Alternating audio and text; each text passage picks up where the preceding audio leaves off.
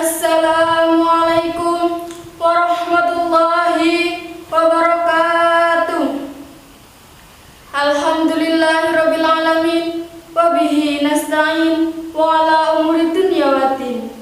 Wassalatu wassalamu ala asyrafil anbiya'i wal mursalin wa ala alihi wa sahbihi ajma'in. Amma ba'du. Yang terhormat Bapak Ibu Dewan Juri Pidato Bahasa Indonesia, yang saya hormati teman-teman peserta Porseni bidang Pidato Bahasa Indonesia. Pertama-tama, marilah kita panjatkan puji syukur atas kehadirat Allah Subhanahu wa Ta'ala, karena atas kasih dan rahmat-Nya kita dapat mengikuti ajang Porseni ini dengan segala nikmat yang luar biasa. Salawat serta salam marilah kita curahkan kepada baginda Nabiullah Muhammad Sallallahu Alaihi Wasallam yang membawa kita dari zaman jahiliyah menuju zaman Islamiyah. Bapak Ibu Dewan Juri yang saya hormati, kemajuan teknologi telah membawa berbagai macam produk kepada manusia. Salah satunya adalah hadirnya media sosial. Kini, media sosial merupakan salah satu kebutuhan masyarakat dunia, tak terkecuali Indonesia. Berbagai informasi terus berseliweran di media sosial, dari informasi tentang curhatan diri sampai informasi tentang aktualisasi diri. Hadirnya media sosial saat ini tak dapat dipungkiri, sedikit banyak memangkas ruang privasi manusia. Jika dulu informasi diri seseorang sulit dicari, maka hari ini kita mudah sekali menemukan berbagai informasi yang telah dibagikan pada akun-akun media sosial.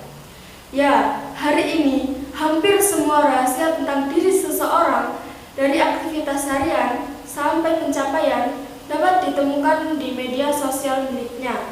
Sehingga dengan mudah kita dapat menggali perjalanan hidup seseorang hanya melalui akun media sosialnya.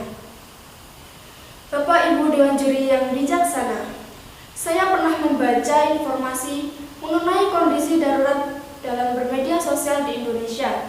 Bahkan, ulama Nusantara gelisah akan kondisi umatnya yang kian menjauh dari nilai-nilai agama Islam.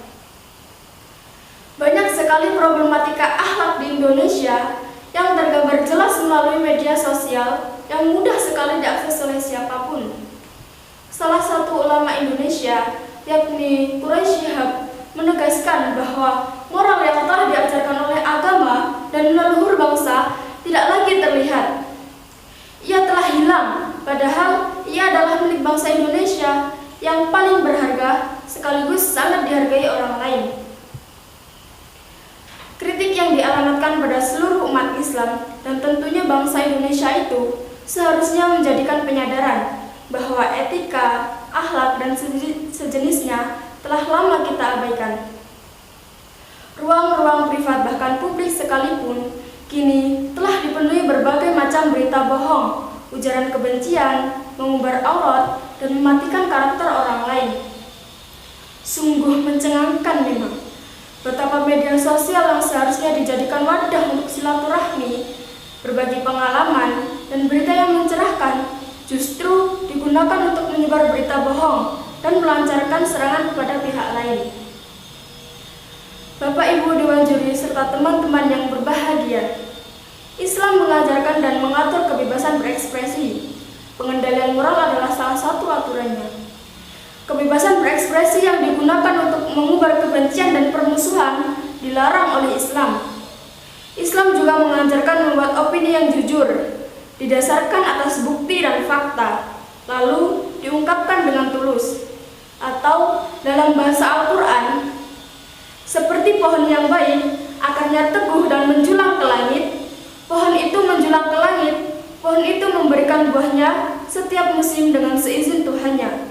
Quran Surat Ibrahim ayat 24-25. Untuk itu, ada baiknya agar kita lebih beretika dalam menggunakan dan memanfaatkan media sosial. Kita dapat mengawalinya dengan berupaya untuk dapat mengendalikan diri dari membagikan hal-hal ihwal tentang diri kita maupun orang lain. Ingat selalu bahwa Islam dan negara telah mengajarkan bagaimana kita harus beretika dengan baik. Ingat, tidak semuanya bisa kita bagikan kepada orang lain. Sisakan ruang untuk diri kita sendiri. Pengendalian diri ini harus diimbangi dengan kemampuan memfilter informasi yang bisa dikonsumsi publik dengan informasi yang hanya dapat dikonsumsi oleh diri sendiri. Bapak, Ibu, Dewan Juri, serta teman-teman yang dirahmati Allah, demikian dari apa yang bisa saya sampaikan. Semoga yang saya sampaikan tadi bisa menjadi manfaat untuk kita semua. Mohon maaf apabila ada kata atau kalimat yang kurang berkenan. Terima kasih atas waktu dan kesempatan yang telah diberikan. Akhirul kalam. Wassalamualaikum warahmatullahi wabarakatuh.